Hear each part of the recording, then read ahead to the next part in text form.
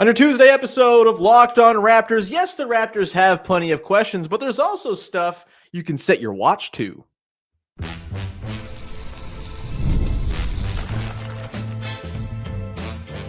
You are Locked On Raptors, your daily Toronto Raptors podcast, part of the Locked On Podcast Network, your team every day. Hey,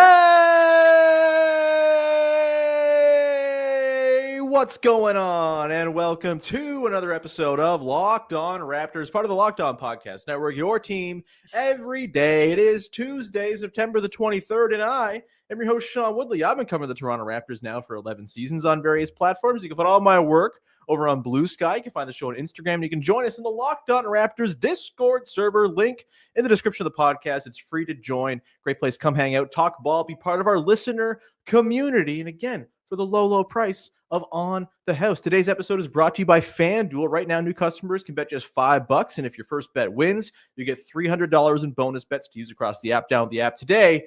Go check it out. And we are off and running here on the second part of our opening of the week series of podcasts. Yeah, sure. That's what we're calling it. Where yesterday I took a look at the biggest uncertainties surrounding the Toronto Raptors. Today, we're going to look at the other side of that coin, the stuff we feel very confident about, the stuff that is bankable, the stuff we can set our watch to when it comes to the 2025-26 Toronto Raptors. And here to do that, as we're going to dive into all manner of things, talking about Jakob Poeltl, the most consistently effective dude the team has employed in years. We'll talk about three-point shooting and tryhardism and much more. It is Big V, Vivek Jacob, back from helping out last week while I was on vacation hosting the show and sporting stubble. What the hell's going on here? I didn't sign on for this. It's my annual reset. It's usually something that happens, well in between the off season, smack dab in the middle. But, I was hosting this podcast for a month plus, and I didn't want to scare the viewers away. So I gutted it through. And then, I was going to go to New York for the US Open. So I was like, okay, I'm not going to do it now because I don't want, the airport wondering why I look different from my passport photo. So then I came back, and then you needed me to host again. So I was like, okay, I got to wait another week. Now here we are. I'm sorry for the Sean-inspired delay in your annual reset. I hope this has not set you back too far in your your journey. I don't know. It's okay. I don't have a first day of school to look forward to anymore. There you go. Yeah. Our first day of school is media day. Probably Monday, baby. That's my first day of school. That's the closest thing I have in my life. It's not going to be back by then these days. Yeah. You're not a quick beard grower guy. I feel like you could probably get that thing back and thick by the time Monday rolls around. It's 6 days away. It takes about 3 weeks total. And so Thursday would be a week. Right. Just so everyone knows, I will not be doing a reset on my face. I've had a beard for like 6 years, and it's not even a particularly good beard, but without it, I look like out of shape Seth MacFarlane, and so I'm not doing it. I'm just going to keep it the way it is. I also don't want to scare my newborn son, who's only known me as this high contrast face, which is very good for the baby, apparently. Let's talk about basketball, huh? The Toronto Raptors, they have some stuff that, as we talked about yesterday, that's pretty uncertain about the team. Of course, we've not really seen the team as intended play together, so there is a lot of uncertainty and sort of projection baked into what we're talking about here. But there's also stuff that I feel like we can bank on and set our watches to and say, hey, we feel like this is pretty sure to play out the way we think it's going to play out sitting here on September the 23rd. I think we both took a little bit of a different approach to this one. You went with stuff that's like tried and true, well proven. I went with more sort of projection of stuff I feel pretty confident about. And I want to start here, Big V. For me, the number one thing I think is bankable about this Raptors team, looking at the roster, and it might sound controversial. This might sound like it has more of a home on our bold predictions episode that we'll do with Joey Cash in a few weeks' time that we do every year. But I think for the first time in 5 years, the Toronto Raptors are going to be a normal basketball team when it comes to three-point frequency. I think they're going to join the modern age and just take a lot of threes. They did not do that last year. They were 29th in three-point frequency last year, 30th in above the break frequency. not great Bob. And you might say, well, they still don't have like a lot of shooting up and down the roster. I think that's kind of unfair. I think that's painting them a little incorrectly. And I think with a healthy Emmanuel Quickly, which I'm banking on as well, I don't think he's going to play only 33 games this season. I think with Brandon Ingram, maybe not taking 7 threes a game, but taking 4 or 5 threes a game and hitting them. I think with Grady Dick, ideally having a big role in the offense. I think with RJ Barrett, just kind of simply having to take a lot of open catch and shoot threes because they're going to come to him within the flow of the offense when he's on the floor. Jakob Poeltl, Jamison Battle, on down the line. Not to mention Mamu, who we'll get into here as I dive into my spiel a little bit more. I think they're going to be a team that takes a normal amount of threes, which I'm not saying they're going to be a top 10 team in frequency by any means. I still think they're going to be a team that lives at the rim more than anywhere else, but I think they'll be a team that falls somewhere in the 10 to 20 range from three-point range, just in terms of frequency. Accuracy is a different story. We'll see. But I think they're going to take a modern, normal amount of threes. What say you to this one, Big V? Can you bank on this one coming true? Yeah, I wasn't sure if I was ready to fully bank on it, but I do think there's a good chance of this happening. I think they're, I had done the 3-point episode a week ago, and in that I was debating, where this team would be at volume-wise, where this team would be at accuracy wise, and I think I felt a lot more confident about the volume than the accuracy. And for the reasons you mentioned, the players that you mentioned, I think you mentioned Grady, like he averaged 6 3-point attempts in 30 minutes a game last season. I'm hoping he can average 6 playing 20 minutes a game this season. And obviously, that's gonna take some effort, but I do think the Raptors have the pieces now to get those 3-point attempts up again. If they can be closer to league average, that'll be great for the offense. Will that actually translate to makes? We'll see. And then they might have to make some adjustments from there. But for now, yeah, I do think there's a good chance of that happening. Yeah, like not having Emmanuel Quickly for most of the season last year, it clearly had an impact on their ability to get threes off, right? He's someone who, even if we would like to see him take even more than he's taken like 7, 8 threes per 36 minutes. 46% of his shots were threes last season. 41% of his shots were above the break threes last season, which is really where they're lacking that volume. They were 14th in corner 3 frequency last season. Totally normal. I think they get closer to normal from above the break as well. And another guy who's going to help with that is Mamu, who his numbers are hilarious when you look at his shot distribution. 43% of his shots last year were above the break threes, 96th percentile among big men per clean the glass, 92nd percentile in 3-point frequency among all bigs from all parts of the beyond the 3-point arc. He averaged 8.5 threes attempted per 36 minutes last season. Again, he only played 11.2 minutes. He's going to have to play like 15, 17 minutes a game to really help ratchet up the volume. But when he's in there, I feel confident that when it comes to him, he is going to let it rip. And he's probably going to hit a pretty decent clip as well as he has throughout his career, at least last season. You throw in Jamison Battle, I think, who just like we know how willing he is whenever it comes to him open, he's letting it go. I talked about RJ Barrett as well. You can say what you will about RJ being someone that teams don't really guard from 3-point range. That's totally fair. I get it. But he's also someone, since he came to the Raptors, who's been more than willing to take them when they come to him. He's not passing up wide open threes. He's there to take them. And if he can have a couple of months where he's hitting 38, 39%, maybe that changes the way defenses think about him as a shooter as well. But I think he's going to provide volume. And even Scotty Barnes, I don't want him taking a ton of threes, but I think he's going to have to take a cursory number of corner threes and catch and shoots.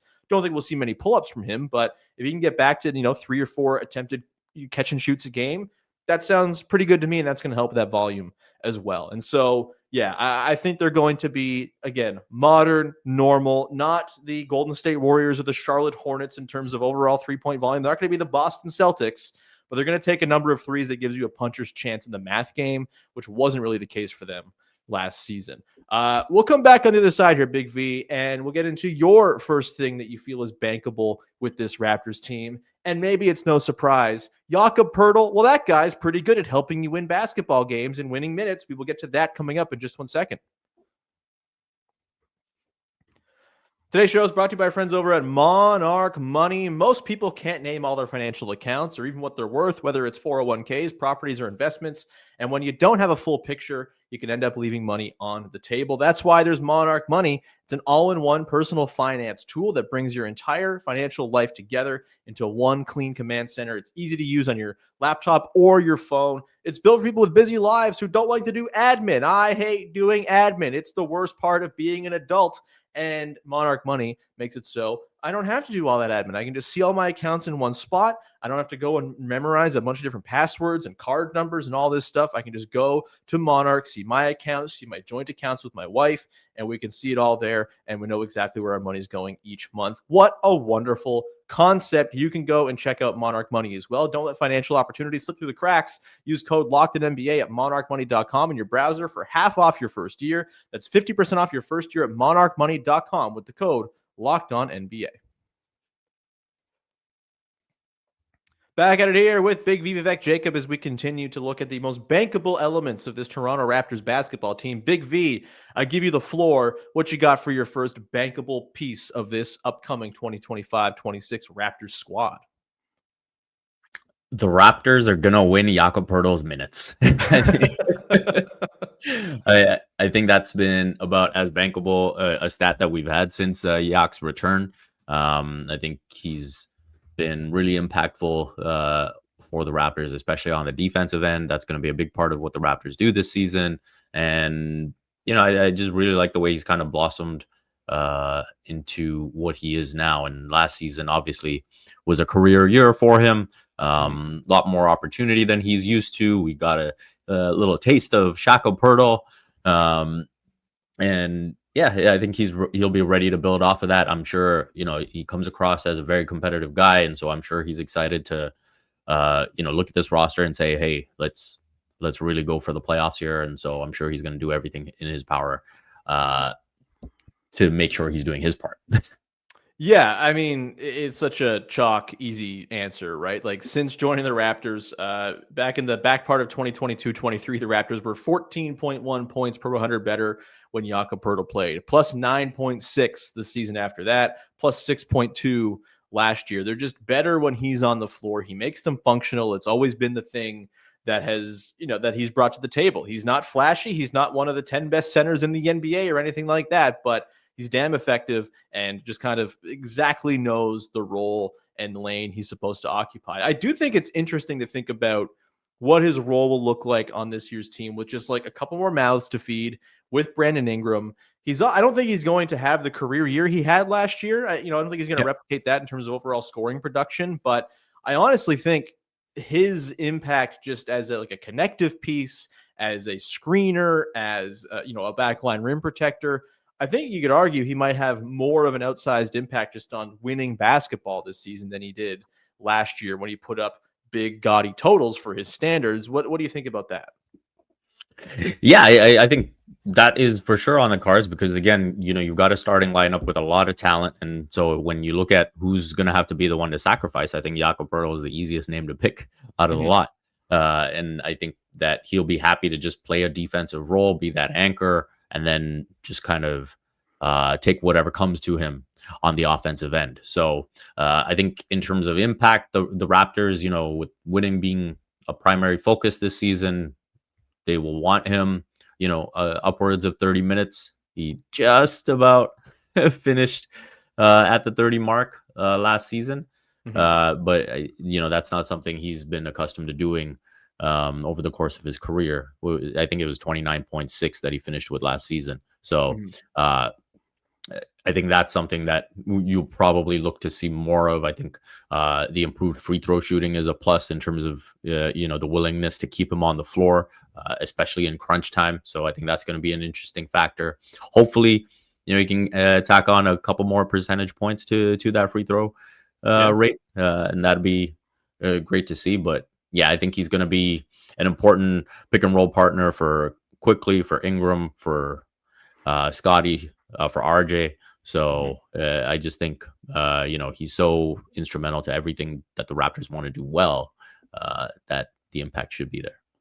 I'm glad you mentioned the quickly pick and roll stuff. I mean, he'll play pick and roll with everybody, like you said, but I think a slept on part of last season was just like we didn't really get to see any of the quickly Poeltl pick and roll. And when they were playing, they were getting pulled out of games late and not really getting a chance to let that shine. I think that can be a staple for them. I think it can be a thing they build second units around, where you have quickly and Poeltl as the bookends, and you throw in your bench guys in between and make it work. Like a quickly Dick, Walter, Murray, Boyles, Poeltl lineup, sign me the hell up. I think they can lean into that pretty significantly this year. And I think it's always been a very effective play type for them, right? You just roll quickly Poeltl pick and roll. When they first got quickly, like that was one of the best things they had in the toolbox in that back part of that season, to the point that they were going to that down the stretch in place of Scotty Barnes, and maybe causing some problems with Scotty Barnes, especially in that OKC game that I think we all remember pretty fondly as one of the only memorable basketball games this team has played over the last 2 seasons. So yeah, lots of ways in which Poeltl can affect winning functional basketball without being a big points guy. I think it's a very obvious pick that he's quite bankable for this team as far as what he's going to bring to the table. Another thing, this is maybe counter to the idea of Poeltl playing a lot, but I do think a thing that stands out to me that's going to be a calling card of this team is I think they will be able to play a lot of different styles. I think they're going to be able to play with sort of like they can kind of go between different types of defense. I talked about this in yesterday's podcast with the defense where, last year they kind of just played their base system all year long just to kind of school it and sort of drill it into guys, even when it wasn't working. Darko's whole thing was like, we're never going to learn it if we don't just like stick with it. And in a season like this, just kind of getting that base defense down is kind of the move. I think they will experiment more this season. I think we're going to see lots of switchability from them. I think they're going to try to bust out different coverages. And I think when you have guys like Colin Murray Boyles, Jonathan Mobo, who may or may not play, we'll see Mamu, who brings some shooting from the front court. I think they'll just be able to kind of play around with those front court combinations a little bit, tinker with who's getting. They have so much in terms of like different types of guy at the 2 spot. Grady's more offense leaning. Jacoby Walters more defense leaning.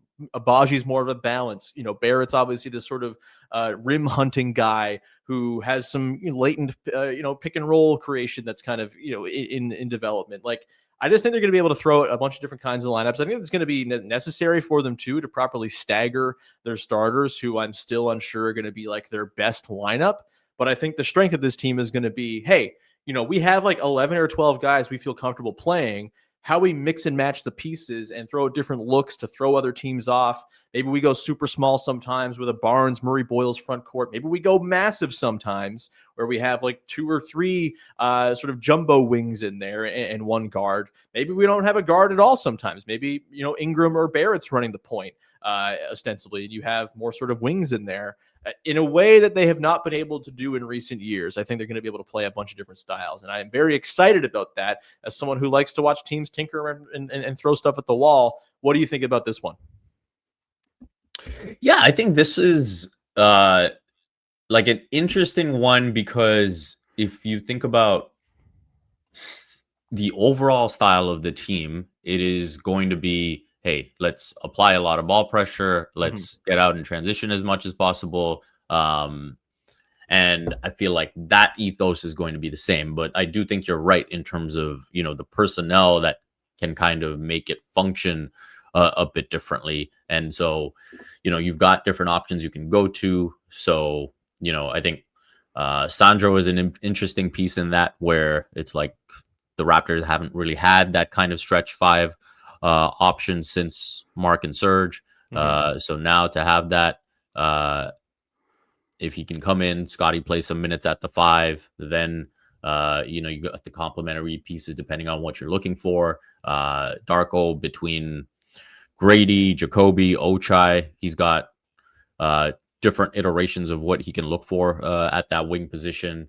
Obviously, Jamal Shed and Emmanuel quickly are very different as point guards. So yeah, I think the optionality is like a very interesting dynamic for this team. And that's something that Darko on any given night has the comfort of knowing that he's got different things he can turn to. I also think offensively, we've seen them play so to the book with their system, right? I talked about this again a little bit yesterday, where it's just been like, this is how we play offense, and everyone is sort of operating within this system. I think maybe out of necessity, there's going to have to be some sort of Let Brandon experimentation. Let Brandon cook, I guess, is kind of exactly where I'm getting with this. Yeah, like sometimes it's just going to be better to simplify things and let Brandon cook. And I also think going back to the point of Quickly and Poeltl, right? Like they weren't really like a traditional high pick and roll team very often, but I think they have the personnel this year where that can be a thing they go to for spots in games. And I think the more different looks you can throw at a defense, the more different looks you can throw as a defense at an opposing offense, like that is conducive to regular season success, where it's just hard to scout for all of this stuff. It's hard to prepare for everything.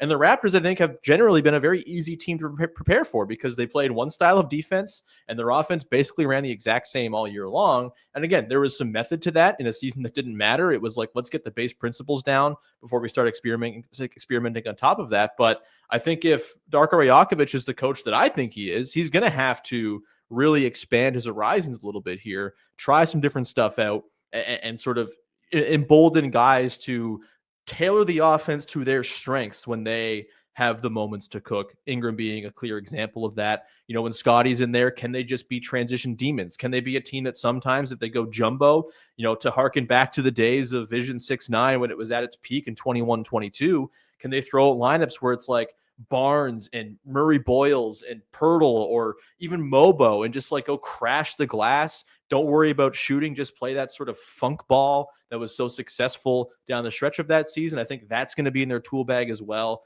It's going to require some experimentation, some creativity, some imagination, but I think they have enough players who are worthy of regular NBA minutes on this team that they can go and try a bunch of different stuff and keep teams kind of on their toes over the course of 48 minutes. And I think that we'll see that. I think it's going to be part of Darko Rajakovic ensuring that he has long-term job security will be showing that he can be a little more multifaceted in how his team plays.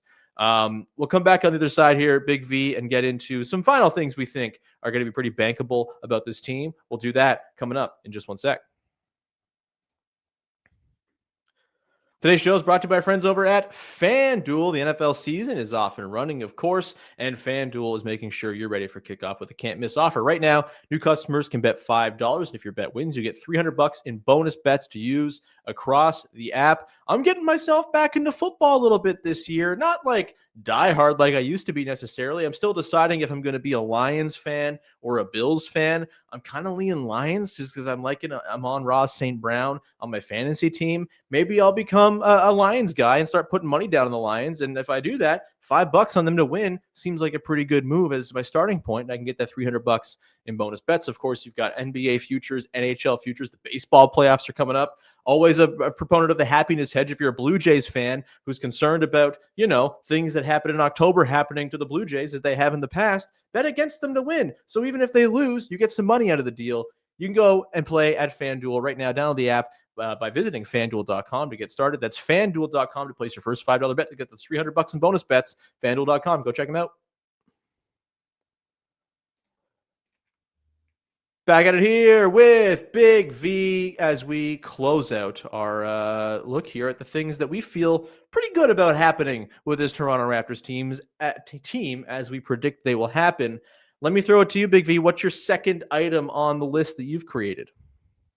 So number 2 on my list, we know the Raptors like to pass the ball, and similar to you with the 3-point shot. Well, you can feel confident in the volume, maybe not so much in the actual efficiency. I feel very confident that the Raptors are going to have a lot of potential assists. They finished second in the league last year. And so I feel pretty confident that this team is going to be top 5, probably top 3 in potential assists. Whether they'll be top 5 in actual assists, we will have to wait and see. I mean, they have been very high in actual assists as well, just on a pure volume basis. It's not because they've been efficient necessarily. It's just like we're throwing so many assists at you that eventually we're just going to rack them up. And so, but I mean, feels pretty safe to guess this, right? Just the way they play, as our friend Samson Folk has dubbed it, the assist farm that the Raptors tend to operate. It just is conducive to racking up assist totals and potential assists and all that stuff because them boys like to pass the ball. Are you fearful at all that the arrival of Brandon Ingram and the let Brandon cook offense is going to at all cut into this, Big V? Is this going to potentially betray you in your prediction? I mean, if it betrays my prediction, that's fine. I am not fearful of like Brandon being used in isolation system, settings more often being a bad thing at all. It was kind of like when we had the whole Pascal Scotty thing, and it's like, oh, don't give it. We're trying to play this a different style. Don't give it to Pascal in those spots where we know he's so efficient at scoring. Yeah. Turns out they had to do that to be anything resembling functional. So I'm definitely team let Brandon cook. If that takes away from the assists a little bit, so be it. But I do think the way the Raptors offense is going to shape up is they're definitely going to play their style for, say, the first 16 seconds of the shot clock. And then, hey, if stuff's not working out, then hey, let's get it to Brandon. We know what he can do in these situations. Obviously, he's going to have opportunities outside of that as well, just to like find his rhythm and do what he's most comfortable doing. But I do think for the most part, the Raptors will look to like kind of maintain their identity for the first, 16 seconds of the shot clock, 14 seconds of the shot clock. And then, if they're kind of in a funk, then in case of emergency, break glass and go to Brandon. Remember a couple of years ago when the break glass guy was Gary Trent Jr. taking a bad mid-ranger that he stepped into? This will be better than that, I suspect.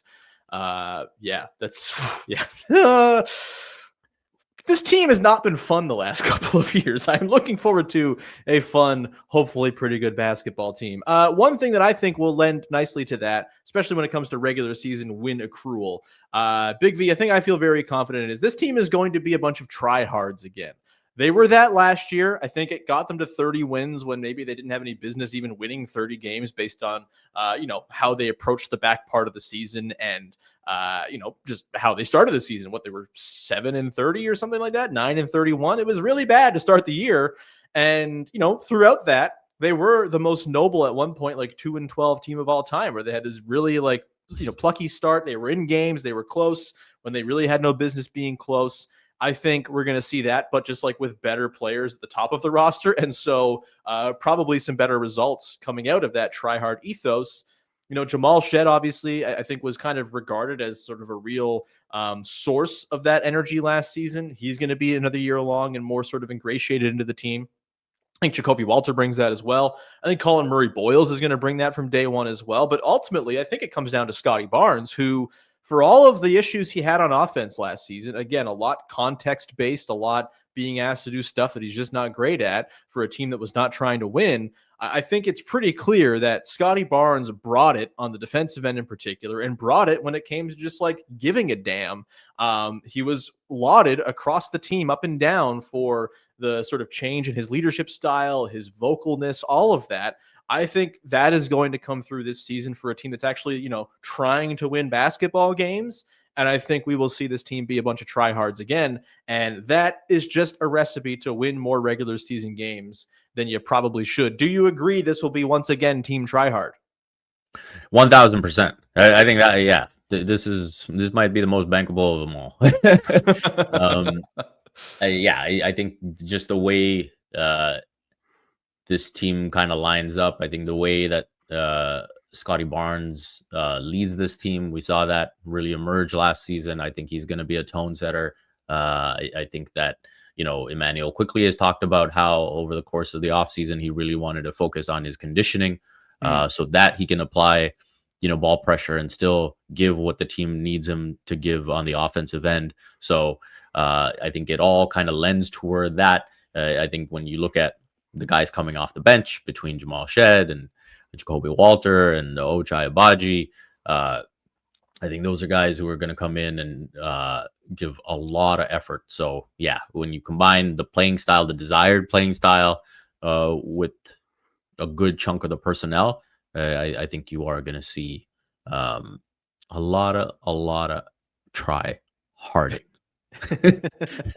Another thing like that I think will play into this too is we've talked about it. There are like 11 or 12 guys who I think could talk themselves into like I deserve minutes on this team. There's going to be healthy competition for minutes. There are going to be guys who cycle in and out of the good graces of Darko Rajakovic, and there's going to be like a real onus on guys to bring it. And I think that will lend itself well to that tryhardism as well. I look, it's fun watching a bunch of annoying little MFers run around. It's like what made the Detroit Pistons so fun for Pistons fans last year and what made them such a pain in the ass to watch your team play against last year. I'm hopeful the Raptors can capture some of that. Do you have a final bankable item for this team? What you got? Yeah, I mean, kind of along the same lines, I guess, when you're applying all that ball pressure and you're able to, create turnovers and get out on the break. Mm-hmm. The Raptors finished 4th last season in fast break points. And so I expect this team to finish top 5 in that category this year. I think that is pretty bankable with the improved personnel, with the way they'll be able to sustain effort and intensity for 48 minutes with the depth that they have. So, yeah, what do you make of that one?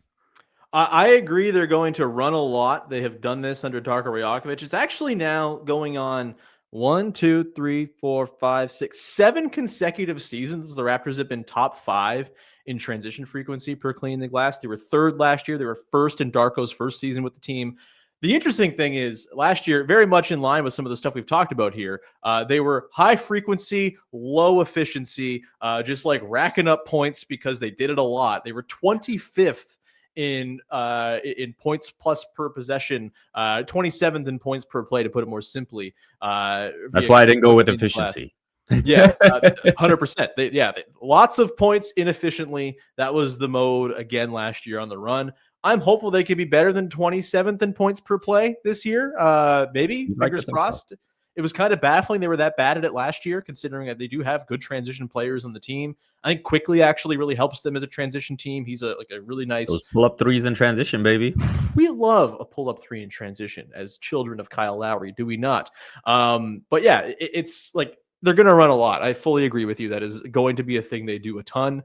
And I think, I think you can set your watch to them getting out on the run as much as possible. Whether they actually convert, we'll see. How Brandon Ingram kind of plays into that, less of a transition forward player, I think is interesting. I think where his impact is actually going to come in more is with another thing that you could have maybe said would be bankable based on what's happened the last couple of years, where the team has been very, very much a high rim pressure team, despite not finishing at the rim very well. A recurring theme here. Wow. I think they might be a little bit less of a top 3 rim pressure team this season. Maybe it's more sort of like 8th, 9th, 10th, something like that, as they cede some of the offense to Brandon Ingram, and he just kind of cooks from the mid-range a little bit more often, and they take more threes. So the distribution's got to go somewhere there. If they're going to be a more average 3-point shooting volume team, there's a few more mid-rangers mixed in there. It might just come away from the rim frequency, but they couldn't hit a damn thing at the rim last year anyway, so maybe it doesn't matter. Big V, we're going to leave it there. Thank you so much. I thought this was a good conversation. Do you have anything you want to promote for the good people out there? This was a fun conversation. Thanks for having me again. Hoops back, baby. We're so close. It's less than a month till opening night. It's a thrill. Anyway. And we're less than a week away from Media Day. Yeah, Media Day, and then the sort of dud that is everything that comes after Media Day for 2 weeks. But yeah.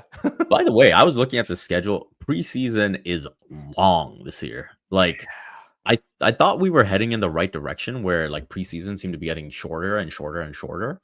And all of a sudden I looked at this year and it's like, why, who decided this? Why are we going backwards?